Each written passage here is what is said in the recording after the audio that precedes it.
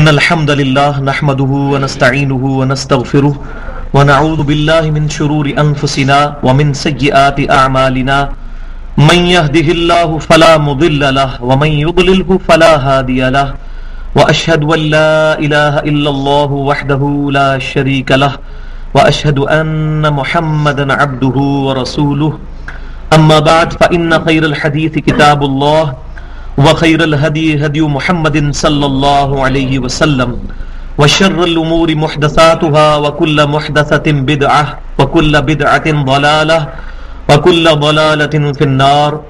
أعوذ بالله السميع العليم من الشيطان الرجيم من همزه ونفخه ونفثه. بسم الله الرحمن الرحيم. رب اشرح لي صدري ويسر لي أمري واحلل عقدة من لساني يفقهوا قولي. بسم الله الرحمن الرحيم. إن الله وملائكته يصلون على النبي يا أيها الذين آمنوا صلوا عليه وسلموا تسليما. اللهم صل على محمد وعلى آل محمد كما صليت على إبراهيم وعلى آل إبراهيم إنك حميد مجيد. اللهم بارك على محمد وعلى آل محمد كما باركت على إبراهيم وعلى آل إبراهيم إنك حميد مجيد. اچھا جناب، آج انشاءاللہ سورۃ البقرہ کی آیت نمبر 178 سے شروع کریں گے.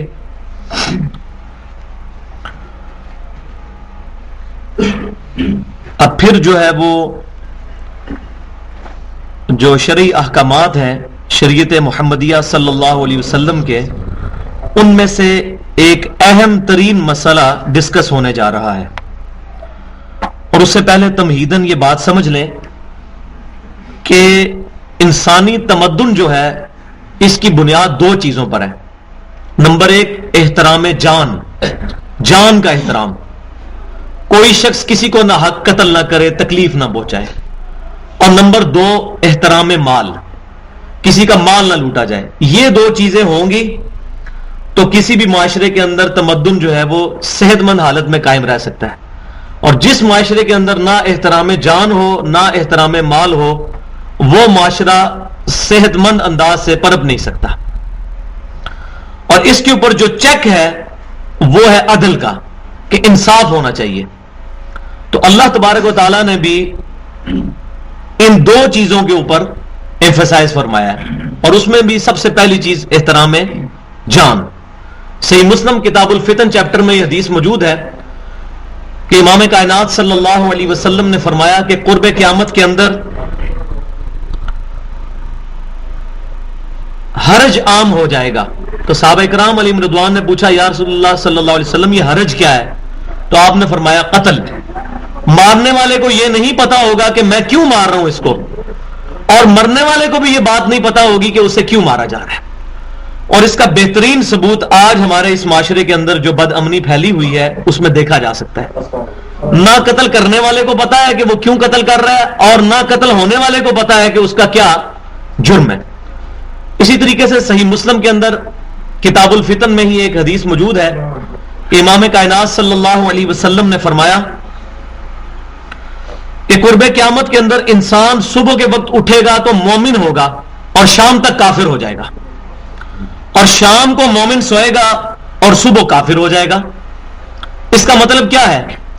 اس کو آج ہم یہ سمجھ سکتے ہیں کہ ایک ہمارا وزیرستان میں یا افغانستان میں رہنے والا نوجوان جو صبح تک یہ سمجھتا تھا کہ کسی مسلمان کا ناحق کو خون کرنا یہ بہت بڑا جرم ہے، اس کی برین واشنگ ہوتی ہے اور وہ آ کر مسلمان ملک پاکستان کے اندر عوام مسلمان کو خودکش حملے میں قتل کر کے یہ سمجھتا ہے میں نے بہت بڑی نیکی کر لی. جس مسلمان نے کسی دوسرے مسلمان کے قتل کو حلال سمجھا وہ کافر ہو گیا. یہ بالکل پیٹ مسئلہ ہے. اللہ کی بتائی ہوئی حلال چیزوں کو حرام سمجھنا اور حرام کو حلال کر لینا عقیدتاً، عقیدے کے اندر وہ کفر ہے. ایک بندہ زنا کرتا ہے لیکن اس کو گناہ سمجھتا ہے تو وہ گناہگار ہوگا، لیکن اگر وہی شخص اس زنا کو جائز سمجھ کے کرے گا کافر ہو جائے گا. یہ ایک بنیادی مسئلہ سمجھ لیں. تو اب ایک ایسا نوجوان جو صبح تک یہ سمجھ رہا تھا کہ مسلمانوں کا قتل کرنا حرام ہے اور اس کی ایسی برین واشنگ کی گئی کہ وہ آگے اسلام آباد میں خودکش حملہ کر دیتا ہے، یا کراچی کے اندر یا بلوچستان کے اندر، اور عوام الناس کو اس سے ہٹ کر کے یہ سمجھتا ہے کہ مجھے جنت مل جائے گی. تو اس شخص نے تھوڑی دیر پہلے تک تو مسلمان کے قتل کو حرام سمجھا، لیکن بعد میں مسلمان کے قتل کو اس نے حلال سمجھ لیا. صبح مومن اٹھا تھا، لیکن شام تک وہ کافر ہو چکا اس عمل کے کرنے کے بعد. اسی طریقے سے شام کو مومن سویا اور صبح اس کی برین واشنگ ہوئی اور اس نے مسلمانوں کے قتل کو حلال سمجھا، تو اس نے اپنا ایمان برباد کر لیا. تو یہ آج کے سینیریو کے اندر میں تمام چیزوں کو ایڈریس کرنا ضروری سمجھتا ہوں. اس کی وجہ یہ ہے کہ اگر ہم قرآن پاک کو صرف اس سینس میں سمجھیں گے، یہ 800 سے 1400 سال پرانی کتاب ہے اور یہ ان لوگوں کے لیے تھی، تو یہ ہماری بدبختی ہے، کیونکہ یہ کتاب قیامت تک آنے والے آخری انسان کے لیے ہے. مسلمان نہیں، انسان، ہر انسان کے لیے اس میں ہدایت موجود ہے. ہدی للناس، یہ آگے آ بھی رہا ہے. تو اللہ تبارک و تعالیٰ نے احترام جان کے اوپر ایمفسائز فرمایا ہے. بسم اللہ الرحمن الرحیم، آیت نمبر 178 سورۃ البقرہ، پارہ نمبر 2، اور اس کا رکوع نمبر ہے 22. یا ایھا الذین آمنوا کتب علیکم القصاص فی القتل، اے ایمان والو تم پر فرض کیا گیا ہے، کتبہ تمہارے لیے یہ کتاب مقرر کر دی گئی ہے. شریعت کے لیے بھی کتاب کا لفظ استعمال ہوتا ہے. علیکم القصاص فی القتل، قتل کے قصاص کے معاملے کو تمہارے لیے فرض کر دیا گیا ہے. پھر اس کی آگے ڈیٹیل آ رہی ہے. الحر بالحر، آزاد کے بدلے آزاد ہی مارا جائے گا. والعبد بالعبد، اور غلام کے بدلے غلام ہی قتل ہوگا. والانثى بالانثى، اور عورت کے بدلے عورت ہی قتل ہوگی.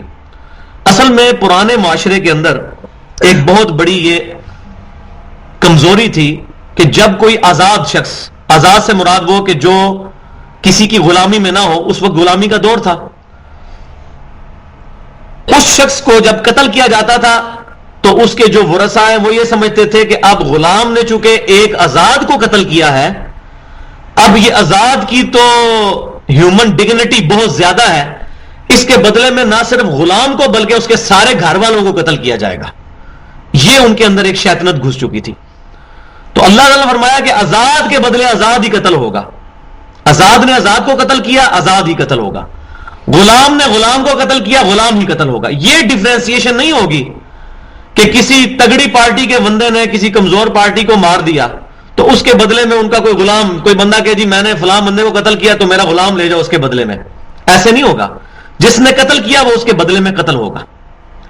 تو یہ بالکل کیٹاگوریکل مینشن کیا جا رہا ہے کہ یہ بالکل کوئی تفریق نہیں ہے. جس نے قتل کیا وہ اس کے بدلے میں قتل ہوگا. فمن عفی له من اخیہ شیء فاتباع بالمعروف، پس جس کو معاف کی جائے اس کے بھائی کا قتل کرنا مقتول کے ورثاء کی طرف سے، تو اسے چاہیے کہ وہ طلب کرے فاتباع بالمعروف واداء الیہ باحسان. مقتول کے وارث جو ہے وہ خون بہا طلب کر سکتا ہے، اور قاتل کو چاہیے کہ اسے باحسان اچھے طریقے سے ادا کرے. تو اب اللہ تعالیٰ نے دو آپشنز رکھ دی. ایک تو یہ ہے کہ قتل کے بدلے قتل کیا جائے گا. ہاں اگر مقتول کے ورثاء یہ چاہتے ہیں کہ وہ قتل کرنے والے کو معاف کریں اور اس کے بدلے اس سے دیت لے لیں. یہ دو ٹرمنالوجیز استعمال ہوتی ہیں قرآن کے اندر اور سنت کے اندر، قصاص اور دیت. قصاص کہتے ہیں کہ قتل کے بدلے اس شخص کو قتل کیا جائے گا، اور دیت یہ ہوتی ہے کہ قتل کے بدلے وہ شخص قتل نہیں ہوگا بلکہ وہ اپنا خون بہا اس بندے کے عوض دے گا. بھائی یہ موبائل بند کر دے، میرے پہ پوری کیفیت تاری ہوتی ہے جب میں بیان کر رہا ہوں. میں کوئی مولویوں کی طرح رٹی رٹائی تقریر نہیں بیان کر رہا، تو میرے پہ پوری اس ٹائم کیفیت تاری ہے جو میں قرآن پاک میں پوری کنسنٹریشن کے ساتھ بات کر رہا ہوں. اور آپ کا یہ موبائل بولتا ہے نا تو میرے وہ ساری کنسنٹریشن کا جنازہ نکل جاتا ہے. سبحانک اللہم و بحمدک اشہد ان لا الہ الا انت استغفرک و اتوب الیک. تو قصاص کیا جا سکتا ہے کہ قتل کے بدلے قتل، یا پھر وہ ورثاء تھوڑے رحم دل ہوئے، انہوں نے کہا کہ ٹھیک ہے یار ہمارا بندہ تو مارا ہی گیا تھا، اب اس کے بدلے میں قاتل کو قتل نہ کیا جائے بلکہ ہم مال لے کر اس کو چھوڑ دیتے ہیں، اس کو کہتے ہیں دیت، تو یہ بھی جائز ہے۔ یہ دو آپشنز اللہ تعالیٰ نے دے دیے ہیں۔ اور پھر فرمایا ذالک تخفیف من ربکم ورحمہ، اور یہ تمہارے رب کی طرف سے تخفیف ہے، رعایت ہے اور رحمت ہے، کیونکہ پہلی شریعتوں کے اندر یہ چیز نہیں تھی کہ قتل کے بدلے دیت لے لی جائے، قتل کے بدلے قتل یعنی قصاص ہی تھا۔ تو اس امت محمدیہ صلی اللہ علیہ وسلم پر امام کائنات سید الاولین والآخرین شفیع المذنبین رحمت للعالمین سیدنا و مولانا محمد رسول اللہ صلی اللہ علیہ وسلم کی مبارک شریعت کے اندر اللہ تعالیٰ نے ایک چھوٹ اور دے دی کہ قتل کے بدلے قتل نہ ہو، بلکہ اگر کوئی دیت لینا چاہتا ہے تو وہ دیت لے کر بھی مقتول اس کو قاتل کو معاف کر سکتا ہے، لیکن یہ آپشنل ہے۔ اگر مقتول کے ورثاء کہتے ہیں کہ ہم نے لازمی ہی اس کو قتل کرنا ہے تو پھر قتل کیا جائے گا۔ اور یہ بھی بات یاد رکھیں، اس میں جو مدعی ہوگا، دعویٰ کرنے والا، وہ حکومت نہیں ہوگی، وہ مقتولین کے جو مقتول کے ورثاء ہوں گے وہ ہوں گے مدعی۔ ہمارے ملک میں قانون الٹا ہے، یہاں پر حکومت مقدمہ چلاتی ہے اس کے خلاف، اور یہی وجہ ہوتی ہے کہ جب قتل کے بدلے قتل کر دیا جائے پھر صدر پاکستان کو ایک اپلیکیشن لکھ کے تو معاف کروا لیا جاتا ہے۔ صدر پاکستان کیا، صدر پاکستان کا باپ بھی قرآن کے حکم کو نہیں چینج کر سکتا۔ قرآن میں یہ ہے کہ مدعی جو ہے، دعویٰ کرنے والے، وہ مقتول کے ورثاء ہیں۔ مثال کے طور پر میرا اگر بھائی قتل ہوا اور میں نے مقدمہ کیا تو حکومت نہیں مقدمہ چلائے گی اس کے اوپر، ہاں وہ اس کی پیروی کریں گے، اس کو فیسیلیٹیٹ کریں گے، لیکن مدعی دعویٰ والا میں ہوں گا۔ میری مرضی کے بغیر صدر پاکستان کیا، دنیا کا بڑے سے بڑا لیڈر جو ہے وہ مقتول کے ورثاء کے بدلے قاتل کو معاف نہیں کر سکتا۔ تو لیکن اس میں دوسری آپشن دے دی دیت کی کہ آپ جو ہیں وہ پیسے لے کر، اور وہ بھی معروف طریقے پہ، وہ حکومتی کنسنسس کے ساتھ علماء بیٹھ کر کسی بھی خاص جگہ کے لیے ڈیسائیڈ کر سکتے ہیں کہ ہاں جی اتنی دیت ہونی چاہیے ایک بندے کے لیے۔ فَمَنِ اعْتَدَىٰ بَعْدَ ذَلِكَ فَلَهُ عَذَابٌ أَلِيمٌ، اور جس شخص نے زیادتی کی اس کے بعد تو اس کے لیے دردناک عذاب ہے۔ اب زیادتی نہیں کی جا سکتی، یہ نہیں ہو سکتا کہ مقتول کے جو ورثاء ہیں ان کے اوپر پریشر ڈالا جائے کہ بھئی تم لازمی معاف کرو اور تم پیسے لے کے چھوڑ دو۔ اگر ان کا یہ دعویٰ ہے کہ نہیں ہم قتل کے بدلے قتل ہی کروائیں گے، اور حکومت جو ہے وہ عدالتوں کے تھرو اس کو پھانسی تک پہنچائے، اب اس کے اوپر زیادتی نہیں کی جا سکتی۔ اسی طریقے سے یہ نہیں ہو سکتا کہ کوئی شخص مقتولین کے جو ورثاء ہیں، مقتول کے ورثاء، وہ یہ کہنا شروع کر دیں کہ ہم پیسے بھی لیں گے اور بندہ بھی قتل کریں گے، تو وہ بھی یہ زیادتی نہیں کر سکتے۔ تو یہ ایک پینڈولم کی دو ایکسٹریمز نہیں ہوں گی، درمیان میں رہیں گے، یا تو قصاص ہوگا یا پھر دیت ہوگی۔ یہ نہیں ہو سکتا جس کو پنجابی میں ہم کہتے ہیں چوپڑیاں نالے دو دو، یہ نہیں ہو سکتا کہ جی اس کو قتل بھی کیا جائے اور ہم اتنے لاکھ روپیہ بھی لیں گے، نہیں، دونوں میں سے ایک چیز ہوگی۔ وَلَكُمْ فِي الْقِصَاصِ حَيَاةٌ يَا أُولِي الْأَلْبَابِ لَعَلَّكُمْ تَتَّقُونَ، اور تمہارے لیے قصاص میں ہی زندگی ہے اے عقل مندو، تاکہ تم پرہیزگاری اختیار کرو۔ یہ بہت کانٹے کی بات ہو رہی ہے، قصاص کے اندر ہی زندگی ہے۔ اللہ تعالیٰ نے دو آپشن تو دیے کہ آپ قصاص اور دیت دونوں میں سے کوئی بھی کر سکتے ہیں، اور ایک تیسرا آپشن ہے کہ کوئی معافی کر دے، بالکل یہ بھی ہو سکتا ہے، لیکن فرمایا قصاص کے اندر تمہاری زندگی ہے۔ اور یہ آج بات سمجھی جا رہی ہے، یہ قصاص کے اندر زندگی کیوں ہے؟ جب بھی کسی معاشرے کے اندر کسی کو انصاف نہ ملے، کسی کا بھائی، بیٹا یا ماں یا بہن قتل ہو اور اس کو انصاف نہ ملے، تو کیا کرے گا؟ وہ خود کا حملہ آور ہی بنے گا۔ کوئی وہ اللہ کا ولی تو نہیں ہے کہ وہ صبر کر کے بیٹھ جائے گا۔ تو یہ سب سے بڑی جو کانٹے کی بات یہ ہے کہ وَلَكُمْ فِي الْقِصَاصِ حَيَاةٌ يَا أُولِي الْأَلْبَابِ، یہ زندگی ہے تمہارے اندر قصاص کے اندر کہ بدلہ لو۔ پورے معاشرے کا امن صرف اس صورت میں قائم رہ سکتا ہے کہ جب کسی پر ظلم ہو، عدالتوں کا یہ کام ہے کہ وہ اس کو انصاف دلوائیں، ادروائز وہ بندہ پھر باغی ہو جائے گا، اور کب تک وہ صبر کرے گا؟ تو وہ اس طرح کی ایکٹیویٹی پرفارم کرے گا، اگرچہ اس کی یہ ایکٹیویٹی کرنا غلط ہوگا، لیکن یہ تو جس پر بیتی ہے وہی بتا سکتا ہے کہ اس کی دل کی کیفیت کیا ہے۔ ہر چیز تقوی اور پرہیزگاری پہ نہیں چھوڑی جا سکتی، ورنہ یہ تمام جو دنیا کے قوانین بنے ہوئے ہیں، یہ شریعت کی سزائیں ہیں، یہ ایویں نہیں بنی ہوئی ہیں، ان کی حقیقت موجود ہے اور ان کی حکمتیں موجود ہیں. تو تمہارے لیے قصاص میں ہی زندگی ہے اے عقل مندو، تاکہ تم تقوی اختیار کرو. اب ایک اور بات ڈسکس ہو رہی ہے، کتب علیکم اذا حضر احدکم الموت، فرض کیا گیا ہے تم پر جب تم میں سے کسی کی موت کا وقت قریب آ جائے. یہ پھر کتبہ کا لفظ ہو رہا ہے. کتاب شریعت، تم پر یہ بات فرض کی گئی ہے کہ جب کسی کی موت کا وقت قریب آ جائے تو وہ کیا کرے.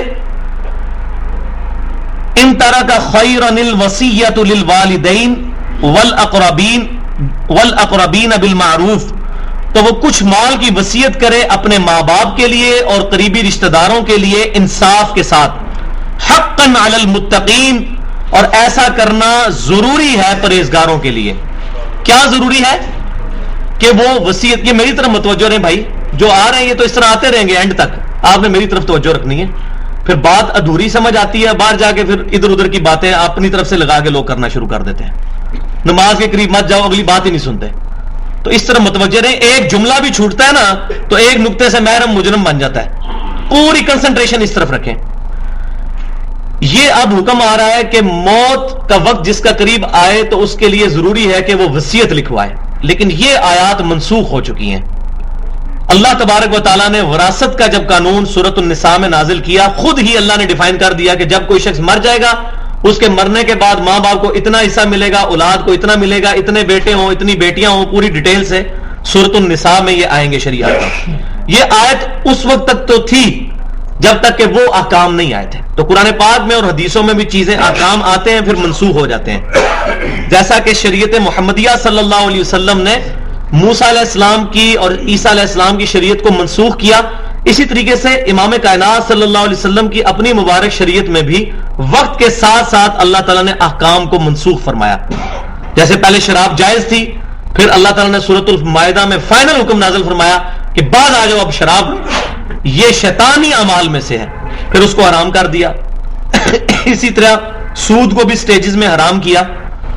تو اس میں بھی یہ حکم اس وقت تک تھا جب تک کہ وراثت کے قوانین نہیں آئے تھے، کہ تم پر یہ فرض کیا گیا ہے جب بھی تم میں سے کسی کی موت کا وقت آ جائے اور وہ کچھ مال ہو اس کے پاس تو وہ وصیت کرے اپنے والدین کے لیے، قریبی رشتہ داروں کے لیے، بالمعروف، انصاف کے ساتھ. حقا علی المتقین، ایسا کرنا پرہیزگاروں پر ضروری ہے، حق ہے یہ. فمن بدلہ بعد ما سمعہ فانما اثمہ علی الذین یبدلونہ، تو جو کوئی وصیت کو بدل ڈالے اس کے بعد کہ اس نے وصیت سنی تھی تو اس کا گناہ اسی پر ہوگا. مثلا یہ بھی تو ہو سکتا ہے کہ ایک بندے نے یہ وصیت کی کہ میرے ماں باپ کو یہ دے دیا جائے، میری اولاد کو یہ دے دیا جائے، اور بعد میں جو بڑا بیٹا جو ہے وہ بدماشی کر کے سارے ہی ہڑپ کر لے مال. تو اللہ تعالیٰ فرما رہا ہے کہ جو کوئی وصیت کو پھر بعد میں بدلے گا اس کا گناہ اس پر ہی ہوگا. ان اللہ سمیع علیم، بے شک اللہ تعالیٰ سننے والا، علم والا ہے. اس کے اندر دھمکی موجود ہے. یہ نہ سمجھنا کہ دنیا کے قانون جو ہیں ان کو تم دھوکہ دے کر کسی کا مال ہڑپ کر لو گے، اور ایک بڑا بھائی جو ہے وہ چھوٹی بہنوں کا اور بھائیوں کا اور قریبی اپنے جو ماں باپ کے رشتہ داروں کا جو ہے وہ مال ہڑپ کر لے گا اور یہ سمجھ لے کہ میں کامیاب ہو گیا، میری کوئی پکڑ نہیں. ان اللہ سمیع علیم، بے شک اللہ تعالیٰ سب کچھ سننے والا اور علم والا ہے. اللہ کو نہیں دھوکہ دے سکتے. کوئی شخص اپنی داڑھی سے، اپنی پگڑی سے، اپنی شلوار ٹخنے اوپر کر کے نمازیں پڑھ کے پبلک کو تو دھوکہ دے سکتا ہے، اللہ کو دھوکہ نہیں دے سکتا. قیامت والے دن کتنے کتنے دنیا میں پرہیزگار لوگ جن کو لوگ بہت بڑے بڑے بزرگ سمجھتے تھے، بہت بڑی بڑی جماعتوں کے لیڈر سمجھتے تھے، ہو سکتا ہے اللہ تعالیٰ کی بارگاہ میں ذلیل ہو رہے ہوں. اور یہ مجھے تو خیر ذاتی طور پہ بہت دفعہ تجربہ ہوا ہے، میں نے تو کافی جماعتیں چھوڑی ہیں، کہ یہ جتنے لوگ ان چیزوں کو لیڈ کر رہے ہوتے ہیں اگر کبھی ان کے قریب جائیں نا تو واللہ آپ متنفر ہو جائیں. الا ماشاء اللہ اچھے لوگ بھی دنیا میں موجود ہیں، لیکن اکثریت یہی ہے. ایک شرابی کبابی مسلمان تو یہ گوارا نہیں کرے گا کہ مسجد کے اندر زنا کرے، لیکن اسی مسجد کا امام جو ہے نا پڑھانے والے بچوں کے ساتھ بدفعلی کرے گا، لیکن اس کو حیا نہیں آئے گی. اتنا نہ ڈر ہوگا. یہ دیکھ لیں، ایک شرابی کبابی مسلمان جو ہے وہ شاید جرت نہ کرے کہ مسجد کے چندے میں سے کھائے، لیکن مولوی جو ہے مسجد کے چندے میں سے کھائے گا، مدرسہ علیحدہ بنائے گا، تو آپ دیکھیں گے کہ سال پہلے اس کے پاس سائیکل تھی، اب وہ جو ہے وہ گاڑی کے اندر گھوم رہا ہوگا. میں 18ویں گریڈ کا آفیسر ہوں، میں نہیں گاڑی رکھ سکتا. یہ کیسے رکھ لیتے ہیں؟ تنخواہ دیکھیں گے تو 5000. تو گاڑی جو ہے وہ ڈیزل سے تو نہیں چلتی، پانی سے تو نہیں چلتی، ڈیزل یا پیٹرول سے چلتی ہے، اور مفت تو نہیں ہے. تو یہ تمام چیزیں، یعنی کہ تمام جو اللہ تعالیٰ کے قوانین ہیں ان کے اوپر چیک پوائنٹ جو ہے وہ اللہ کا تقویٰ ہے. جب تک تقویٰ نہیں ہوگا، پرہیزگاری نہیں ہوگی، دنیا کا کوئی قانون کسی کو نیک کام کرنے پر آمادہ نہیں کر سکتا. یہی وجہ آپ دیکھ لیں امریکہ کے اندر 1 منٹ کے لیے بجلی بند ہو جائے نا تو ملینز آف ڈالرز کی چوریاں ہو جاتی ہیں، ڈاکے پڑ جاتے ہیں. الحمدللہ یہاں بجلی آتی نہیں ہے، لیکن اس طرح کے واقعے بہت کم رپورٹ ہوتے ہیں، کیونکہ کچھ نہ کچھ لوگوں کے اوپر چیک ہے تقوی کا، اللہ کا خوف موجود ہے. اور جب تک یہ موجود ہے ہمارا قانون کمزور صحیح، لیکن یہ جو چیک مسلمانوں کے اوپر اللہ تعالیٰ کا خوف اور تقوی ہے، یہ انسان کو برائی نہیں کرنے دیتا. ان اللہ سمیع علیم، بے شک اللہ تعالیٰ سننے والا، علم والا ہے. فمن خاف من موص جنفا او اثما فاصلح بینہم، اور جسے یہ اندیشہ ہو کہ وصیت کرنے والے نے کسی کی طرف داری کی ہے یا اس نے کوئی گناہ کا کام کیا ہے، پس وہ صلح کرا دے ان کے درمیان، فلا اثم علیہ، تو اس پر کوئی گناہ نہیں. اب یہ بھی تو ہو سکتا ہے کہ بیماری کے آخری دنوں میں ماں باپ ناراض ہو جائیں کسی بیٹے کے ساتھ اور کہہ جی اینو تو کچھ نہیں دینا، باقی سارے پترانوں میں دینا ہے، تو اب اس نے زیادتی کی نا. اور یہ بھی بات یاد رکھیں، یہ اکثر اخباروں میں چھپا ہوتا ہے کہ میں فلاں بن فلاں آگ کرتا ہوں اپنے بیٹوں کو. کوئی شخص اپنی اولاد کو آگ نہیں کر سکتا شریعت میں، کیونکہ شریعت میں مال کا مالک جو ہے اللہ ہے. جس شخص کے پاس مال ہے وہ آگ کرے، جو مرضی کرے، مرنے کے بعد اس کی اولاد میں تقسیم ہونا ہی ہونا ہے، اور وہ اس حکم کے مطابق جو قرآن میں ہے. تو لہذا یہ آگ کا کوئی کنسپٹ اسلام کے اندر موجود نہیں ہے کہ کوئی کسی کو محروم کر دے. تو اللہ تعالیٰ نے فرمایا یہ اس وقت کے لیے حکم ہے کہ اگر یہ بات پتہ چل جائے کہ کسی کے ساتھ زیادتی ہوئی ہے، تو اب یہ نہیں ہے کہ اس نے وصیت کی تھی لہذا اب اس بیٹے کو کچھ نہیں دینا، نہیں، اس کی وصیت کو چینج کر سکتے ہو تم. اس کے بعد تم آپس میں نیگوسیشن کر کے کنسنسس کے ساتھ ایک رزلٹ پہ پہنچ جاؤ کہ بھئی اس کو اتنا دے دیں. فلا اثم علیہ، اس پر کوئی گناہ نہیں ہے. ان اللہ غفور الرحیم، بے شک اللہ تعالیٰ معاف کرنے والا اور رحم فرمانے والا ہے. تو یہ الحمدللہ ہمارا ٹاپک اس کانٹیکسٹ میں مکمل ہوا. اور اس میں ایک بات بھی یاد رکھیں کہ وصیت کا ایک حکم ابھی تک باقی ہے جو صحیح بخاری اور مسلم کی متفق علیہ حدیث ہے کہ کوئی شخص اپنے مال میں 1/3 مال کی وصیت اپنی زندگی میں کر سکتا ہے، اس سے زیادہ کی نہیں.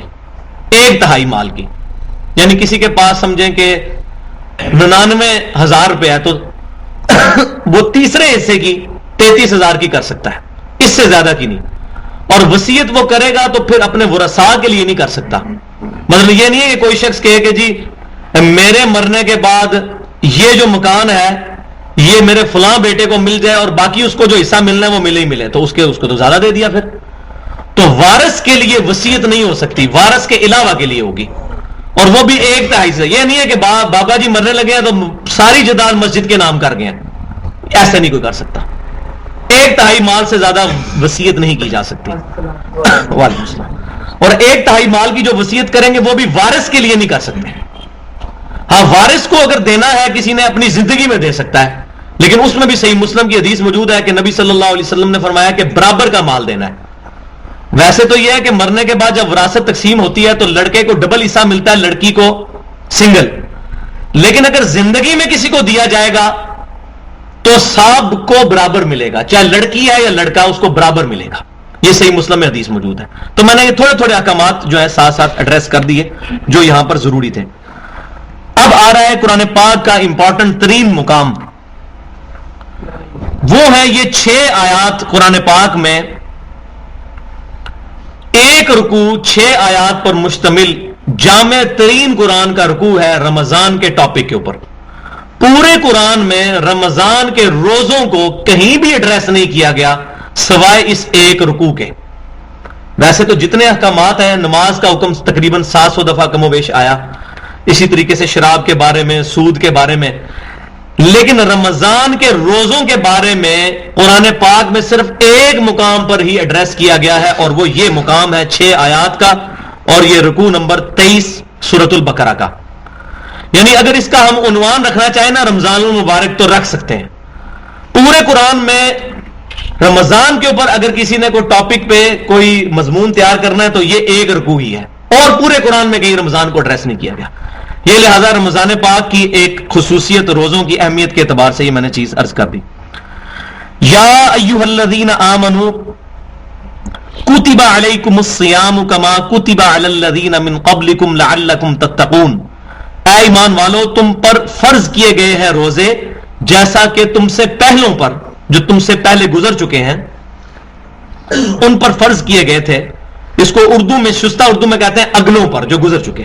جو بعد میں ہم پچھلے ہیں، جو ہمارے سے پہلے گزر چکے ان کو اگلے کہتے ہیں، لیکن پنجابی میں الٹ ہوتا ہے کام. تو جو آگے لوگ گزر چکے ہیں ان پر بھی روزے فرض کیے گئے تھے، تم پر بھی فرض کیے گئے، لعلکم تتقون، تاکہ تم پرہیزگار بن سکو.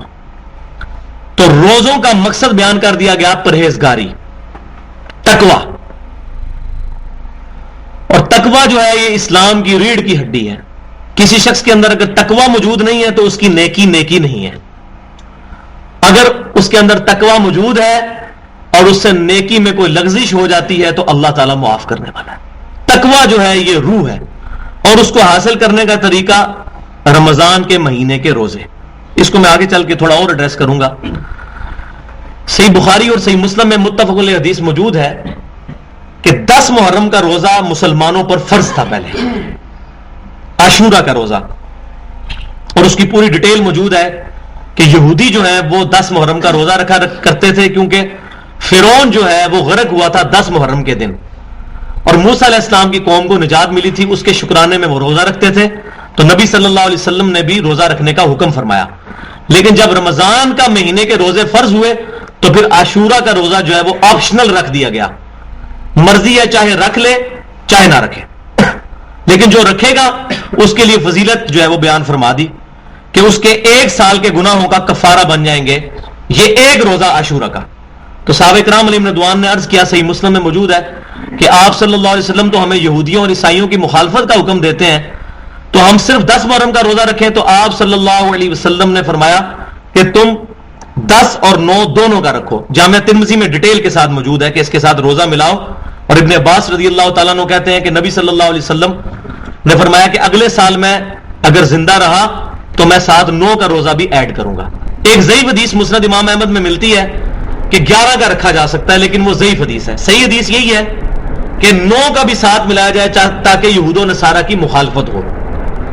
اور اس میں یہ بات بھی یاد رکھیں، بعض لوگ آج یہ بات کر رہے ہیں کہ جی ہمیں دیکھنا چاہیے سعودی عرب میں کب یوم عاشورہ بنتا ہے. تو یہ یوم عاشورہ سعودی عرب کا نہیں دیکھنا، ہر ملک اپنے اعتبار سے چاند دیکھے گا. تو ہم روزہ ان کو دیکھ کے تو نہیں رکھتے، تو تمام چیزیں ادھر کے مطابق ہوں گی. تو عاشورہ کا روزہ جو ہے پہلے فرض تھا، بعد میں یہ رمضان کا مہینہ عطا ہوا، اور اس کا مقصد فرمایا گیا لعلکم تتقون، تاکہ تم پرہیزگار بن جاؤ. پرہیزگار کیسے بنو اس کو ٹیکنیکلی سمجھے. انسان جب کبھی بھوکا ہوتا ہے تو انسان کو کسی سے بات کرنے کا بھی دل نہیں کرتا. آپ دیکھیں رمضان کے روزے میں اکثر عصر سے مغرب کے دوران یہ حالت ہوتی ہے کہ کوئی بندہ انسان سے جھگڑا بھی کرے، یار بندہ کہتا ہے یار خاموشی رہے. تو پیٹ میں جب کھانا نہیں ہوتا نا تو انسان کے اندر غرور اور تکبر ٹوٹتا ہے، شہوت کم پڑتی ہے. جیسے صحیح بخاری میں حدیث ہے، اے نوجوانوں اگر تمہیں اللہ ہمت دے تو تم نکاح کرو، اور اگر نکاح نہیں کر سکتے تو اپنی شہوت کو روزے رکھ کے توڑو. تو روزے سے شہوت ٹوٹتی ہے. تو جب انسان بھوکا رہتا ہے تو انسان کا یہ حیوانی وجود کمزور پڑتا ہے. اور رات کو جب تراویح کی نماز میں کھڑا ہوتا ہے، اور اللہ کرے قرآن پاک کا ترجمہ بھی سمجھ میں آتا ہو، تو رات کو جب تراویح میں بندہ قرآن سنتا ہے تو انسان کا روحانی وجود مضبوط ہوتا ہے. جسمانی وجود دن کو کمزور ہوا خوراک نہ ہونے کی وجہ سے، اور رات کے وقت روحانی وجود مضبوط ہوا قرآن پاک کی تلاوت سن کے.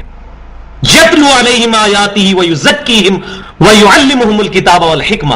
نبی صلی اللہ علیہ وسلم قرآن تلاوت کرتے ہیں، اس کے ذریعے تزکیہ کرتے ہیں لوگوں کا، اور ان کو کتاب و حکمت کی تعلیم سکھاتے ہیں.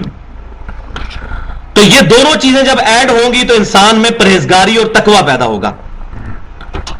ایام معدودات، یہ چند گنتی کے دن ہیں، یہ نہیں ہے کہ پورا سال ہی روزہ ہے، گنتی کے دن ہے، 30 دن یا 29 دن، چاند کا مہینہ یا 30 کا ہوتا ہے یا 29 کا. اور یہاں یہ بھی حدیث میرے ذہن میں آ گئی، صحیح بخاری اور مسلم کی متفق علیہ حدیث ہے کہ امام کائنات صلی اللہ علیہ وسلم نے فرمایا کہ اسلام کی بنیاد 5 چیزوں پر ہے.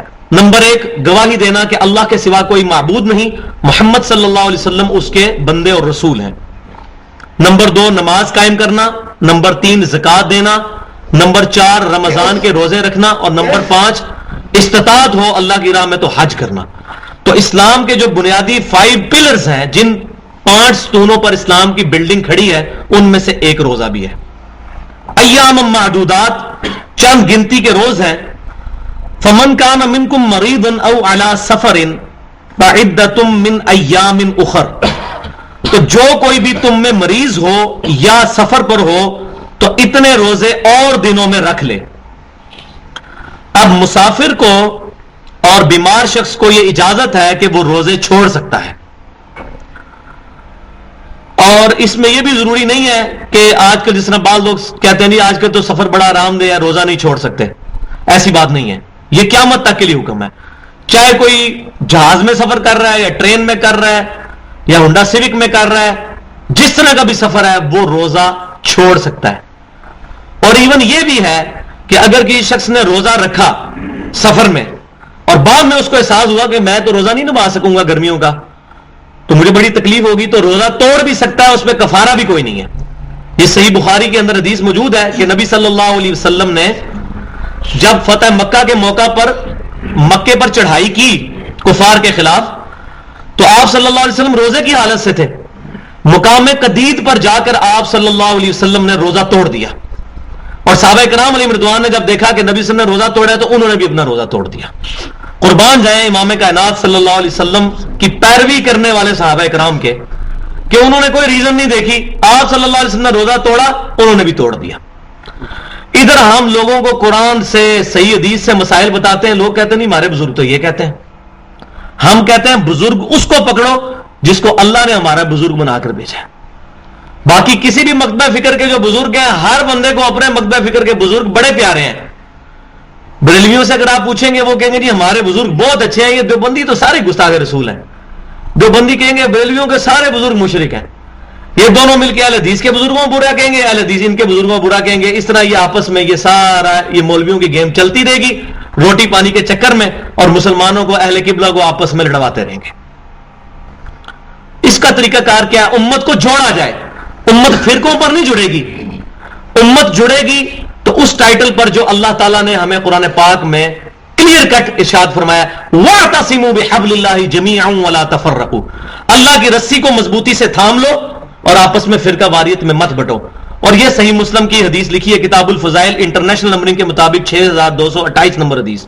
ہمارے یہ منہج پہ جو تھاؤزنڈز کی تعداد میں اس وقت پبلک میں عام ہے کہ نبی صلی اللہ علیہ وسلم نے اللہ کی رسی جو ہے وہ قرآن پاک کو فرمایا ہے. قرآن اللہ کی رسی ہے، اس میں ہدایت ہے، اس میں نور ہے. جو اس کو پکڑے گا وہ ہدایت پہ ہے، جو چھوڑ دے گا گمراہ ہے. تو امت کو جوڑا جائے اور نبی صلی اللہ علیہ وسلم کی ذات پر جوڑا جائے،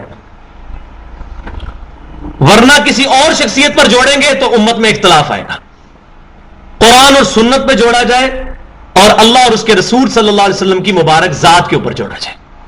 باقی جس کی عقیدت کسی سے ہے تو وہ کرتا رہے، لیکن یہ ذہن میں رکھے کہ جس سے وہ عقیدت رکھتا ہے اس کے خلاف اگر کوئی بات آئی امام کائنات صلی اللہ علیہ وسلم کی تو پھر اس کی بات نہیں مانے گا، نبی صلی اللہ علیہ وسلم کی بات مانے گا، کیونکہ بخاری اور مسلم کی متفق علیہ حدیث ہے تم میں سے کوئی شخص اس وقت تک مومن ہی نہیں ہو سکتا جب تک کہ میں اسے اس کے ماں باپ، اولاد اور سب لوگوں سے بڑھ کر محبوب تر، عزیز تر نہ ہو جاؤں.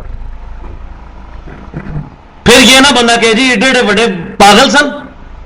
ہم کہتے ہیں جی وہ مر چکے، اپنے اعمال کو پہنچ چکے. بخاری اور مسلم کی متفق علیہ حدیث ہے جو مر چکا اس کو برا مت کہو.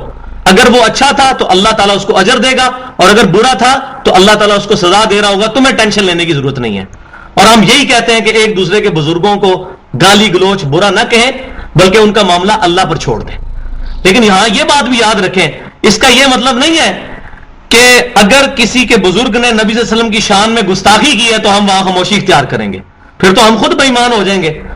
اگر اس وقت پاکستان کے اندر 14-15 لاکھ قادیانی یہ کہنا شروع کر دیں کہ غلام احمد قادیانی صاحب ہمارے بزرگ ہیں، آپ ان کی غلطیاں نہ نکالیں، تو ہم ان کی بات تو نہیں مان سکتے. جس نے حضور صلی اللہ علیہ وسلم کی شان میں گستاخی کی ہے وہ ہم پوائنٹ آؤٹ کریں گے، یہ ہمارے ایمان کا تقاضا ہے، وہ کسی کو بھی برا لگے. تو صحابہ کرام علیہ رضوان نے نبی صلی اللہ علیہ وسلم کو دیکھ کر روزہ توڑ دیا. اللہ اکبر. مجھے رکت طاری ہو جاتی ہے جب میں حدیث صحیح بخاری کی پڑھتا ہوں کہ انہوں نے پوچھا بھی نہیں یا رسول اللہ آپ نے روزہ کیوں توڑا ہے. تو اس سے یہ پتا چلا کہ سفر کی حالت میں کسی نے روزہ رکھا ہے تو وہ روزہ توڑ بھی سکتا ہے، وہ گلٹی نہ فیل کرے کہ میں گناہ گار ہوں گا. نبی صلی اللہ علیہ وسلم نے بھی روزہ رکھا تھا اور پھر توڑ دیا. آپ کو اندازہ ہوا کہ یہ ذرا مشکل ہو جائے گا صحابہ کرام علیہ رضوان کے لیے نبھانا. ایام معدودات یہ آگے ہو چکا. فمن کان منکم مریضا او علی سفر فعدۃ من ایام اخر. جو کوئی مریض ہو یا سفر پر ہو تو باقی دنوں میں گنتی پوری کر لے، یعنی کسی کے سفر میں 2-3 روزے رہ گئے ہیں تو وہ رمضان کے بعد روزے رکھ سکتا ہے. وعلی الذین یطیقونہ فدیۃ طعام مسکین. اور وہ لوگ جو کہ بڑی مشکل سے روزے کو نبھا سکیں، جو طاقت نہ رکھ سک رہے ہوں، ان کے لیے ہے فدیۃ طعام مسکین کہ وہ کسی مسکین کو فدیہ دے سکتے ہیں. اور فدیہ کیا ہے کہ 2 وقت کا کھانا دے دیں. اب اس کے اندر کون لوگ شامل ہیں جو روزے کی طاقت نہیں رکھتے؟ روزے کی طاقت نہ رکھنے والے 2 قسم کے لوگ ہو سکتے ہیں. ایک وہ لوگ جو بوڑھے ہو چکے ہیں جن کے اندر ہمت نہیں ہے کہ آپ وہ روزے کو نبھا سکتے ہیں، تو پھر وہ روزہ نہ رکھیں، وہ مسکین کو کھانا کھلا دیں. ان کے لیے بعد میں روزہ رکھنا بھی ضروری نہیں ہے. یہ جو بعض لوگ کہتے ہیں نا بعد میں اگر صحت اچھی ہو جائے تو وہ پرانے سارے روزے رکھنے پڑیں، یہ جھوٹ ہے، یہ کوئی ثابت نہیں ہے. صحیح بخاری میں حدیث موجود ہے. اسی کانٹیکسٹ میں سیدنا ابن عباس رضی اللہ تعالیٰ عنہ کہتے ہیں کہ یہ آیت وَعَلَى الَّذِينَ يُطِيقُونَهُ فِدْيَةٌ طَعَامُ مِسْكِينٍ کہ جو لوگ جو ہے وہ طاقت نہیں رکھ سکتے روزے کی، وہ فدیہ دے دیں مسکین کا. یہ آیت منسوخ کوئی نہیں ہے، یہ اس بوڑھے کے لیے ہے کہ جو روزہ نہ رکھ سکتا ہو. اور اسی طریقے سے چونکہ یہاں طاقت نہ رکھتا ہو، اسی طریقے سے ایسا مریض جس کو ایسا مرض لاحق ہو گیا ہے کہ وہ روزہ نہیں رکھ سکتا، وہ بھی اس میں شامل ہے. مثال کے طور پر شوگر کا کوئی مریض ہے، اس کو شوگر اتنی زیادہ ہے کہ وہ تھوڑا بہت کھائے بغیر گزارا نہیں کر سکتا، تو وہ روزے نہ رکھے، بے شک جوان ہے. اس پہ یہ ہے کہ فدیہ دے دیا کرے، 2 وقت کا کھانا کسی مسکین کو یا اس کے برابر پیسے دے دے. تو آج کے اعتبار سے آپ سمجھیں کہ نارمل کھانا جو ہے وہ 100 روپے کا سمجھ لیں کہ 2 وقت کا کھانا بنتا ہے، نارمل کھانا. لیکن میں یہاں ایک بات بتانے لگا ہوں، صحابہ کرام علیہ رضوان کا جذبہ صحیح بخاری میں موجود ہے کہ انس بن مالک رضی اللہ تعالیٰ عنہ بوڑھے ہو چکے تھے، 93 ہجری میں فوت ہوئے. نبی صلی اللہ علیہ وسلم کے وفات کے بعد 82 سال تک یہ زندہ رہے ہیں، اور سب سے زیادہ حدیثیں روایت کرنے والے صحابہ میں انس بن مالک بھی شامل ہیں. پہلے نمبر پر سیدنا ابو ہریرہ ہے رضی اللہ تعالیٰ عنہ، دوسرے نمبر کے اوپر سیدنا انس بن مالک رضی اللہ تعالیٰ عنہ ہے، تیسرے نمبر کے اوپر حضرت عائشہ رضی اللہ تعالیٰ عنہ ہے، پھر اس کے بعد جو ہے عبداللہ بن عباس، جابر بن عبداللہ، ابو سعید خدری رضی اللہ تعالیٰ عنہ اجمعین، یہ سارے صحابہ کرام. لیکن یہ انس بن مالک رضی اللہ تعالیٰ عنہ جب بوڑھے ہو گئے، تقریباً 110 سال ان کی عمر ہو گئی تھی، تو یہ روزہ نہیں رکھتے تھے، اس کے بدلے مسکین کو کھانا کھلایا کرتے تھے. اور الفاظ صحیح بخاری میں موجود ہے گوشت کے ساتھ کھانا کھلاتے تھے. یہ دیکھ لیں، ہم نے کسی مسکین کو کھانا کھلانا ہے تو دال روٹی دیں گے اس کو، تھوڑی 20 روپے کی دال کی پلیٹ ملتی ہے، اور آج کل تو 2 روپے کی وہ سستی روٹی والا سسٹم بھی چل رہا ہے، 2 جی اس کو 10 روپے اور روزے سے جان چھڑاؤ. صحابہ کرام رضوان گوشت کے ساتھ کھانا کھلواتے تھے. کیوں؟ لن تنالوا البر حتى تنفقوا مما تحبون. کبھی بھی تم نیکی کا اعلیٰ ترین درجہ حاصل نہیں کر سکو گے جب تک کہ اپنی پسندیدہ چیزیں اللہ کی راہ میں نہ خرچ کرو. تو گوشت ہمارے لیے پسندیدہ ہے، تو روزے کا کفارہ بھی پھر گوشت کے ساتھ روٹی کھلائی جائے. جو کھاتا ہی دال ہے یا سبزی کھاتا ہے، اس کی اکنامک پوزیشن اتنی مضبوط نہیں ہے، ٹھیک ہے، وہ اس کے حساب سے کرے.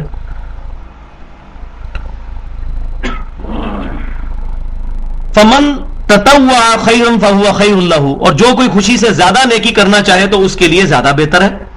مثال کے طور پر اگر کوئی شخص ایسا بیمار تھا کہ اس نے روزے کا فدیہ بھی دے دیا اور بعد میں کہتا ہے کہ چلو میں روزہ بھی رکھ لیتا ہوں، مجھے اللہ نے ہمت دی ہے، تو وہ نیکی میں جتنا مرضی آگے بڑھے، اللہ تعالیٰ اس کے وہ نفلی روزے کے طور پر قبول کر لے گا. وَأَن تَصُومُوا خَيْرٌ لَكُمْ. اور اگر تم روزہ رکھو تو یہی تمہارے حق میں بہتر ہے. إِن كُنتُمْ تَعْلَمُونَ. اگر تم اس کو جانتے ہوتے، روزہ رکھنا تمہارے لیے بہتر ہے. تو اس میں یہ اقوال بھی ملتے ہیں کہ پہلے یہ آپشن موجود تھا کہ جو بندہ سفر میں ہے اس کی مرضی ہے، چاہے تو روزہ رکھ لے اور روزے کے بدلے کسی مسکین کو کھانا کھلا دے، بے شک وہ صحت مند بھی ہے، تو بعض لوگوں کا یہ مفسرین کا خیال ہے کہ یہ اس کانٹیکسٹ میں ہے کہ جو بندہ سفر میں ہے اس وقت اس کے لیے دونوں آپشن موجود تھے، لیکن بعد میں آ رہا ہے کہ پھر کیٹاگوریکل ڈینائی آ گیا کہ نہیں، جو سفر میں ہے وہ اس کے بدلے روزہ ہی رکھے گا. تو یہاں اس کی طرف اشارہ ہے کہ روزہ رکھو تو بہتر ہے بجائے مسکین کو کھانا کھلانے کے، لیکن یہ حکم بعض کے نزدیک منسوخ ہے اس کانٹیکسٹ میں. شہر رمضان الذی انزل فیہ القرآن، رمضان کا مہینہ وہ ہے کہ جس کے اندر قرآن نازل ہوا. ہدی للناس، جو ہدایت ہے لوگوں کے لیے، وبینات من الہدی، اور ہدایت کی بھی روشن دلیلیں اس کے اندر موجود ہیں، والفرقان، اور یہ حق اور باطل میں تمیز کرنے والی کتاب ہے. اللہ اکبر. اس پہ اب میں بولوں تو 1 گھنٹہ چاہیے کم از کم اس پورشن کے اوپر، کہ اللہ تعالیٰ نے رمضان کی تعریف کرتے ہوئے کہا کہ بھئی رمضان کا مہینہ وہ مہینہ ہے جس میں قرآن نازل ہوا. انا انزلناہ فی لیلۃ القدر، پوری ایک سورت آئی ہے لیلۃ القدر کے بارے میں. اے وہ قرآن جو ہدی للناس، پوری انسانیت کے لیے ہدایت ہے، صرف مسلمانوں کے لیے نہیں، صرف پاکستان، انڈیا اور سعودی عرب کے لیے نہیں، پوری کائنات کے لیے ہدایت ہے، تمام لوگوں کے لیے. وبینات من الہدی، اور ہدایت کی بھی روشن دلیلیں اس کے اندر موجود ہیں، والفرقان، اور حق اور باطل میں تمیز کرنے والی. یہ کرائٹیریا آف ججنگ ہے کہ کون سی بات حق ہے اور کون سی باطل. آج جو ہمارے پاس اولڈ ٹیسٹمنٹ یعنی تورات اور نیو ٹیسٹمنٹ جو انجیل موجود ہے، اس کی جو باتیں قرآن کے مطابق ہیں ہم ان کو ماننے کے لیے تیار ہیں، کیونکہ قرآن ہمارے پاس کسوٹی ہے، کرائٹیریا ہے جج کرنے کا حق اور باطل. مثال کے طور پر میں نے بتایا کہ اس وقت بھی جو تورات موجود ہے اولڈ ٹیسٹمنٹ، اس کے اندر جو کتاب الاستثناء چیپٹر ہے ڈیوٹرونومی، آپ اٹھا کے دیکھ لیں، انجیل میرے پاس پڑھی ہوئی ہے، تورات اور انجیل.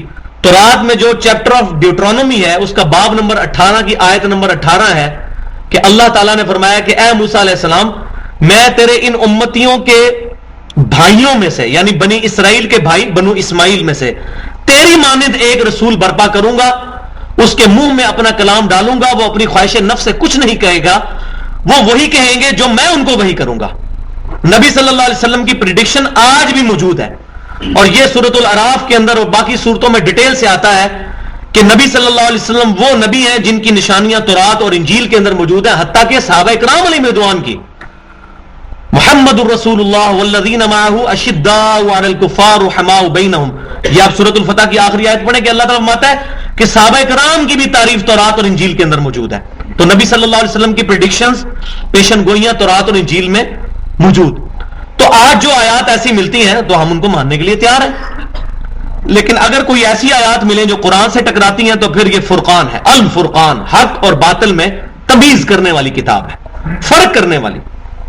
الحمدللہ یہی الفاظ نبی صلی اللہ علیہ وسلم کے بارے میں بھی آیا. صحیح بخاری میں حدیث ہے، محمد فرق بین الناس، محمد صلی اللہ علیہ وسلم لوگوں میں حق اور باطل کے درمیان فرق ہے. آج آپ نے دیکھنا ہے نا کہ کون حق پر ہے اور کون باطل پہ ہے، تو فرق کیا ہے؟ محمد صلی اللہ علیہ وسلم.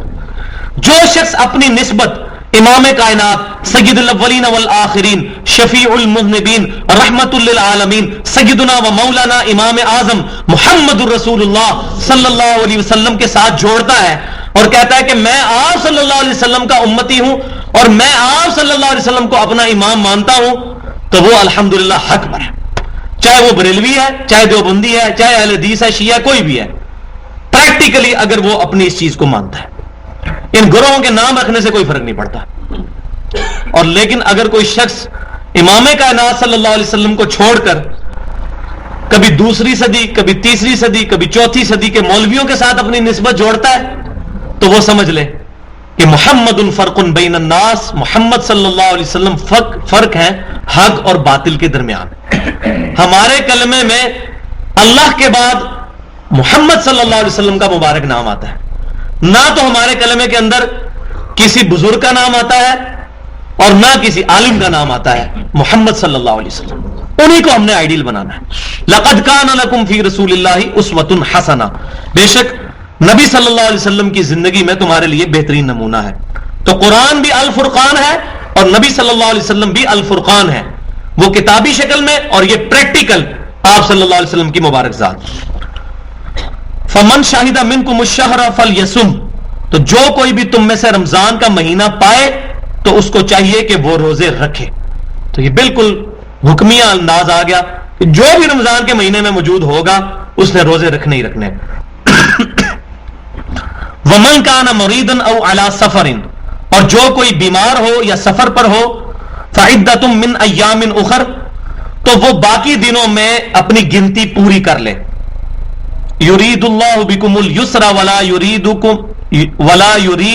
بکم العسر، اللہ تعالیٰ تمہارے لیے آسانی چاہتا ہے اور اللہ تعالیٰ تمہارے لیے مشکل نہیں چاہتا. اللہ کی یہ رحمت کا تقاضا ہے کہ تمہیں اجازت دے دی کہ تم سفر میں روزہ چھوڑ سکتے ہو، بیماری میں روزہ چھوڑ سکتے ہو اور باقی دنوں میں پھر پورا کر لو. اور اس میں یہ بھی بات یاد رکھیں کہ نبی صلی اللہ علیہ وسلم نے اس کو مزید ایلیبوریٹ کیا ہے. جامعہ ترمذی، سنن ابی داؤد، سنن نسائی اور سنن ابن ماجہ، یعنی سنن اربع، چاروں کتابیں سیاستہ میں جو ہیں صحیحین کے بعد، ان میں یہ حدیث موجود ہے کہ سیدنا انس بن مالک رضی اللہ تعالیٰ عنہ کہتے ہیں کہ نبی صلی اللہ علیہ وسلم نے مسافر، دودھ پلانے والی عورت اور حاملہ عورت کو بھی روزے چھوڑنے کی اجازت دی ہے. 3، مسافر، دودھ پلانے والی عورت اور حاملہ عورت، اس کو بھی روزے چھوڑنے کی اجازت دی ہے کہ وہ روزے چھوڑ سکتی ہے. اور جو یہاں یہ مسئلہ بھی یاد رکھیں کہ ایک عورت آلریڈی بچے کو دودھ پلا رہی ہے تو روزے چھوڑ سکتی ہے، ظاہر کمزوری ہوتی ہے. اسی دوران اس پر پریگنینسی آ گئی، پھر 9 مہینے کے لیے روزے چھوڑ سکتی ہے، پھر اس کو آگے 2 سال کے لیے دودھ پلانا ہے. تو بعض اوقات شادی کے بعد 6-7 سال عورت کے اسی طرح گزرتے ہیں کہ یا تو وہ حاملہ ہوتی ہے یا دودھ پلا رہی ہوتی ہے. لہٰذا یہ بعض بھائیوں نے ہمارے یہاں انڈیا پاکستان میں یہ مسئلہ گھڑ لیا کہ جی وہ اب 6 سال کے بعد سارے روزے وہ رکھے گی. بھائی یہ چیز تو بالکل انبلیویبل ہے. اللہ تبارک و تعالیٰ ظلم کرنے والا نہیں ہے. اللہ تعالیٰ یہ فرما رہا ہے میں آسانی چاہتا ہوں. تو وہ اسی کیٹیگری میں آئے گی جو پچھلی آیت کے اندر آ چکا ہے کہ وَعَلَى الَّذِينَ يُطِيقُونَهُ فِدْيَةٌ طَعَامُ مِسْكِينٍ. تو وہ مسکین کو اگر عورت کھانا کھلا دیتی ہے، حاملہ یا دودھ پلانے والی عورت، تو اب اس کو روزوں کی گنتی پوری کرنے کی ضرورت نہیں ہے. لہذا یہ مسئلہ جو ہمارے انڈیا پاکستان میں عام کیا ہوا ہے مولویوں نے کہ نہیں وہ 6 سال یا 7 سال کے روزے کٹھے پھر رکھے گی، تو کیسے رکھے گی؟ تو وہ یہ کہ ساتھ ساتھ فدیہ دیتی جائے تو اس کے لیے ہے، لیکن مسافر یہ ہے کہ روزے رکھ لیں. وَلِتُكْمِلُوا الْعِدَّةَ وَلِتُكَبِّرُوا اللَّهَ عَلَى مَا هَدَاكُمْ وَلَعَلَّكُمْ تَشْكُرُونَ، تاکہ تم اس روزوں کی گنتی کو پورا کرو اور اللہ کی تکبیر بلند کرو، اللہ کی بڑائی بیان کرو اس بات پر کہ اس نے تمہیں ہدایت دی اور تاکہ تم شکر کرنے والے بنو. تو اس میں یہ بات بھی اشارتاً آ گئی کہ جب روزے پورے ہوں گے تو ہم نے تکبیر بلند کرنی ہے، اور وہ الحمدللہ سنت سے ثابت ہے کہ نبی صلی اللہ علیہ وسلم، صحیح بخاری میں حدیث موجود ہے کہ جب عید کی نماز کے لیے جاتے تھے تو تکبیرات پڑھتے تھے، اللہ اکبر اللہ اکبر لا الہ الا اللہ واللہ اکبر اللہ اکبر واللہ الحمد. تو یہ اسی کی طرف اشارہ ہے وَلِتُكْمِلُوا الْعِدَّةَ، تاکہ تم گنتی پوری کرو، اور جب گنتی پوری ہو گئی وَلِتُكَبِّرُوا اللَّهَ عَلَى مَا هَدَاكُمْ، پھر اللہ کی تکبیر بلند کرو.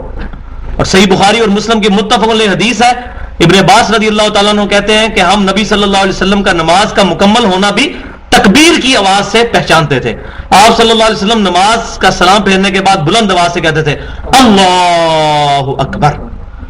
یہ جو استغفر اللہ یہ بلند آواز سے کہنا یہ ثابت نہیں ہے، اس کو آہستہ کہنا ہے، تکبیر صرف بلند کرنی ہے اللہ اکبر، اس کے بعد آہستہ استغفر اللہ اللہم انت السلام منک السلام تبارک یا ذا الجلال والاکرام. یہ بعض لوگ استغفر اللہ بھی اونچا کہتے ہیں، یہ سنت سے ثابت نہیں ہے. وَلَعَلَّكُمْ تَشْكُرُونَ، تاکہ تم شکر گزار بن سکو. وَإِذَا سَأَلَكَ عِبَادِي عَنِّي فَإِنِّي قَرِيبٌ، اور اے محبوب صلی اللہ علیہ وسلم جب میرے بندے آپ سے میرے متعلق پوچھتے ہیں تو آپ فرمائیں کہ میں تو بالکل ان کے نزدیک ہوں. اجیب دعوت الداع اذا دعان، میں قبول کرتا ہوں دعا کرنے والے کی دعا کو جب وہ مجھے پکارتا ہے. فَلْيَسْتَجِيبُوا لِي، تو لوگوں کو بھی چاہیے کہ میرا حکم مانے، وَلْيُؤْمِنُوا بِي، اور مجھ پر ایمان لائیں، لَعَلَّكُمْ يَرْشُدُونَ، تاکہ لَعَلَّهُمْ يَرْشُدُونَ، تاکہ وہ ہدایت پا سکیں. اب یہ آیت جو ہے یہ انسانیت کا میگنا کارٹا ہے. آپ کو پتا ہے کہ انگلستان کے اندر ایک قانون بنا تھا، میگنا کارٹا اس کو کہتے ہیں، ایک چارٹر تھا کہ کوئی شخص بھی حاکم وقت کا دروازہ کھٹکھٹا سکتا ہے جا کے انصاف کے لیے، ہر بندے کو اجازت ہے. کوئی بیچ میں کسی کو ڈالنے کی ضرورت نہیں ہے. جیسے جہانگیر کے بارے میں مشہور ہے کہ وہ بھی ایک لگاتا تھا اوپن کچہری، اور کوئی بندہ بھی جا کے بغیر کسی کو انوالو کیے ڈائریکٹ اپنا مسئلہ بیان کر سکتا تھا. یہ پوری انسانیت کا میگنا کارٹا ہے یہ آیت. ہر شخص اپنے رب کو جس وقت جہاں چاہے جس حال میں پکار سکتا ہے. کوئی پروٹوکول نہیں، کوئی کسی کے وسیلے کی ضرورت نہیں، کوئی کسی بندے کی سفارش کی ضرورت نہیں. ہر شخص اپنے رب کو پکار سکتا ہے. یہ اللہ تبارک و تعالیٰ نے میگنا کارٹا دیا انسان کو. اور انسان کیا، ہاں ساری مخلوقات پکارتی ہیں. ایک بڑی لمبی حدیث ہے صحیح مسلم میں، حدیث قدسی، اس میں یہ الفاظ بھی موجود ہیں. وہ پوری حدیث تو میں یہاں نہیں سنا سکتا، ٹائم تھوڑا ہے. کہ اے جنو انس اگلے اور پچھلے، تم سب کے سب ایک میدان میں جمع ہو جاؤ. سب کے سب، آج تک جتنے جن اور انسان گزرے، جتنے بعد، ایک میدان میں جمع ہو جاؤ اور بیک وقت مجھے پکارنا شروع کرو. میں تمام کی آوازیں سنوں گا، ان کو منہ مانگی چیزیں بھی عطا فرما دوں گا. اور میرے خزانوں میں اتنی کمی بھی نہیں آئے گی جتنا سوئی کو سمندر میں ڈبونے سے سوئی کے ساتھ پانی کا قطرہ لگتا ہے. لہذا یہ جو دنیا کی مثالیں پیش کرتے ہیں کہ جی دیکھو جی صدر تک پہنچنا ہے، پہلے وزیر اعلیٰ تک پہنچو گے، محلے کے کونسلر تک پہنچو گے، پھر فلاں فلاں فلاں، یہ سب جھوٹ ہے بھائیو. صدر کا سٹیٹس اللہ والا ہے، نعوذ باللہ. اللہ تعالیٰ فرماتا ہے وَلَا تَقُولُوا عَلَى اللَّهِ إِلَّا الْحَقِّ، اللہ کے بارے میں حق بات کے علاوہ کوئی بات نہ کرو. میں اب چھوٹی سی بات کرتا ہوں. پورا پاکستان مل کے، یہ تو خیر بہت بڑی بات ہے، دو بندے میرے خلاف یہ گواہی دے دیں کہ میں نے کسی شخص کو قتل کیا ہے، اور جسٹس افتخار محمد چودھری صاحب کی عدالت میں یہ کیس پیش ہو جائے، مجھے پھانسی ہو جائے گی کہ نہیں؟ ہو جائے گی. اور وہ گواہ جھوٹے ہوں اگر، تب بھی ہوگی کہ نہیں؟ ہوگی، کیونکہ اس کو تو نہیں پتا یہ جھوٹے گواہ ہیں. جس طرح کتنے لوگ میرے خلاف اپلیکیشنیں دیتے پھر رہے ہیں کہ جی یہ بندہ یہ باتیں کرتا ہے. ان کے مفادات کو نقصان پہنچا نا، کیونکہ ہم کسی کی تنخواہ لے کے دین کا کام نہیں کر رہے. تو جو تنخواہ دار لوگ ہیں ان کو تکلیف ہونی ہے. اور ایسی ایسی جھوٹی باتیں جیسے نبی صلی اللہ علیہ وسلم کے بارے میں بکواس کرتے تھے نا کہ یہ جادوگر ہے، دیوانہ ہے، استغفر اللہ. تو نبی صلی اللہ علیہ وسلم کے غلاموں کے غلاموں کے غلاموں کی ادنا خاک یہ شخص جو بیٹھا ہے آپ کے سامنے، اس کے بارے میں بھی یہ لوگ بات کر رہے ہیں. تو جسٹس افتخار محمد چودھری فیصلہ سنا دے گا کہ نہیں؟ سنا دے گا. اب میں آپ سے ایک سوال پوچھتا ہوں کہ زمین و آسمان کی ساری مخلوقات مل کے میرے بارے میں اللہ کے سامنے جھوٹی گواہی پیش کریں کہ یہ بندہ قاتل ہے، کیا اللہ بھی مجھے سزا سنا دے گا؟ تو اس کا مطلب ہے اللہ کی مثال دی نہیں جا سکتی. یہ میں نے عقلی منطقی علم الکلام سے جواب دے دیا. اور اس چیز کو قیامت تک کوئی شخص نہیں مائی کا لال توڑ سکتا. اس دلیل کو جو لوگ کہتے ہیں اللہ کے لیے مثالیں بیان کرتے ہیں، جی وزیر تک پہنچنے کے لیے کونسلر کے پاس، فلاں کے پاس، فلاں کے پاس، فلاں کے پاس، تو پھر یہ مثال بھی اللہ کے لیے بیان کرو نا کہ جس طرح جسٹس افتخار محمد چودھری دو جھوٹے گواہوں کی بات سن کے مجھے قتل کی سزا سنا دے گا، پھر اللہ کو بھی سنا دینی چاہیے. اس کا مطلب ہے اللہ کا سٹیٹس بندوں والا نہیں ہے. عقلی طور پہ میں نے جواب دے دیا. تو جو یہ بکواس کرتے ہیں نا بیچ میں ڈالنے کے لیے، ہاں دعا کی قبولیت کے لیے جو جائز وسیلے موجود ہیں وہ علیحدہ سے ایک بحث ہے کہ اللہ کے اسماء کا وسیلہ پیش کیا جا سکتا ہے، اپنے نیک اعمال کا وسیلہ پیش کیا جا سکتا ہے. اسی طریقے سے اللہ تبارک و تعالیٰ کے کسی نیک آدمی سے دعا کروائی جائے وہ علیحدہ بات ہے، لیکن مانگنا اللہ ہی سے ہے، کسی اور سے نہیں مانگنا. اور اس کے لیے کوئی پروٹوکول نہیں ہے. صحیح حدیث موجود ہے، نبی صلی اللہ علیہ وسلم نے فرمایا، سنن نسائی کے اندر ایک صحابی کو نصیحت فرمائی کہ مجھ پر درود لازم کرو اور اپنی دعاؤں میں درود پڑھا کرو. اللہم صلی علی محمد وعلی آل محمد صلی اللہ علیہ وسلم. درود شریف ذریعہ ہے، اور میں نے اس پہ پورا لیکچر دیا ہے جو نیٹ پہ پڑھا ہوا ہے یوٹیوب پہ، صحیح وسیلہ اور درود شریف. کہ درود شریف پڑھ کے گھر بیٹھ کے کوئی شخص اللہ کی حمد اور درود شریف پڑھ کے اللہ سے دعا کرے، اللہ تعالیٰ اس کی دعا قبول کرنے والا ہے. سنن نبی داؤد میں صحیح حدیث موجود ہے، عبداللہ بن مسعود رضی اللہ تعالیٰ عنہ نے نبی صلی اللہ علیہ وسلم کے سامنے اللہ کی حمد بیان کی، پھر درود شریف پڑھا، پھر اللہ تعالیٰ سے دعا مانگنا شروع کی. تو نبی صلی اللہ علیہ وسلم فرمایا سل تؤتا، سل تؤتا، مانگ تجھے دیا جائے گا، مانگ تجھے دیا جائے گا. اور اللہ نے اس کو ایسا کنٹرول کیا ہے الحمدللہ کہ ہماری نماز کے اندر یہ چیز رکھ دی ہے.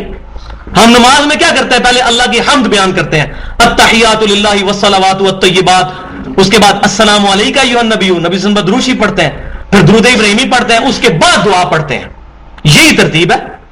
اللہ کی حمد بیان کریں گے، درود شریف پڑھیں گے، اور بخاری اور مسلم کی حدیث ہے اس کے بعد جو چاہو اپنے رب سے مانگو اور دعائیں کریں. عربی کے اندر اللہ تعالیٰ قبول کرنے والا ہے. تو یہ انسانیت کا میگنا کارٹا ہے. وَإِذَا سَأَلَكَ عِبَادِي، اے محبوب صلی اللہ علیہ وسلم جب میرے بندے آپ سے پوچھے نا میرے بارے میں، فَإِنِّي قَرِيب، تو ان سے فرمائے میں بالکل قریب ہوں بندے کے. نحن اقرب الیہ من حبل الورید، اللہ تعالیٰ ہماری رگے جاں سے بھی زیادہ ہمارے قریب ہے. اللہ تعالیٰ اپنے عرش پر مستوی ہوتے ہوئے اپنی علم، قدرت، سمع، بصارت اور اپنی شان کے لائق ہماری شارک سے بھی زیادہ قریب ہے. کوئی پروٹوکول نہیں ہے اللہ کی بارگاہ میں جانے کے لیے، کوئی پروٹوکول نہیں ہے.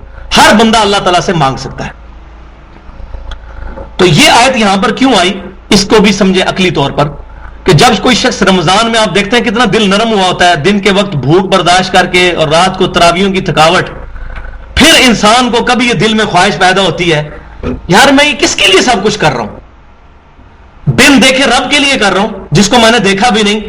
میں روزوں کی تکلیف بھی اٹھا رہا ہوں، میں تراویح میں قرآن کی بھی تکلیف اٹھا رہا ہوں، کتنی مشقت برداشت کر رہا ہوں، دن کو مزدوری کرتا ہوں، رات کو یہ سب کچھ سنتا ہوں، میں کس کے لیے کر رہا ہوں؟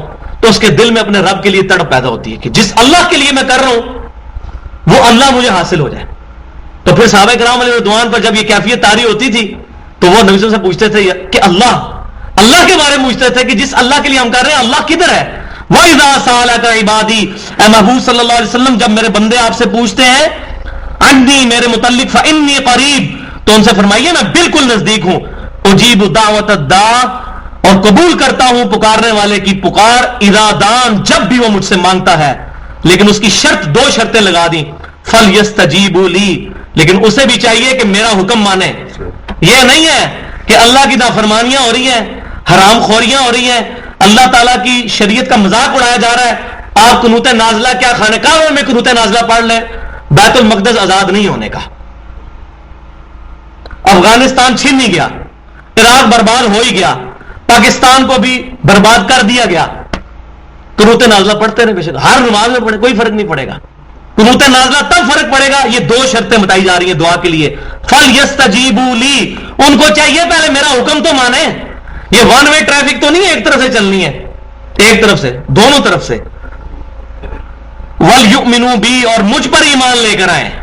یہ نہیں ہے کہ اسباب کے اوپر ایمان ہو اور کفار کے ساتھ پینگیں جو ہیں وہ بڑھائی جا رہی ہوں، نہیں، مجھ پر ایمان لے کے آئیں. لعلہم یرشدون، تاکہ وہ ہدایت پا جائیں. انشاءاللہ اس آیت میں کے کانٹیکسٹ میں انشاءاللہ تعالی ایک حدیث اور بیان کروں گا، اور اس تھوڑا سا مسئلہ ہے استانت بھی یہاں پر اگلی دفعہ کلیئر کروں گا، کیونکہ ہمارا ٹائم ہو چکا ہے. یہ پراپر ریکارڈنگ ہوتی ہے، آپ کو پتہ ہے، اور یہ 50 منٹ سے 1 گھنٹے کے درمیان ہوتی ہے. اللہ تعالیٰ سے دعا ہے جو کچھ بیان کیا اس میں کوئی غلط بات میرے منہ سے نکل گئی ہمارے ذہنوں سے معاف کر دے، اور جو حق بات میں نے کی ہمارے دلوں میں راسخ فرمائے. ہمیں کتاب و سنت کی تعلیمات کو سمجھ کر اس پر عمل کرنے کی توفیق عطا فرمائے. محفل سے اٹھنے کی دعا ہے، پڑھ لیجئے سبحانک اللہم و بحمدک، اشہد ان لا الہ الا انت، استغفرک و اتوب الیک، وما علینا الا البلاغ المبین.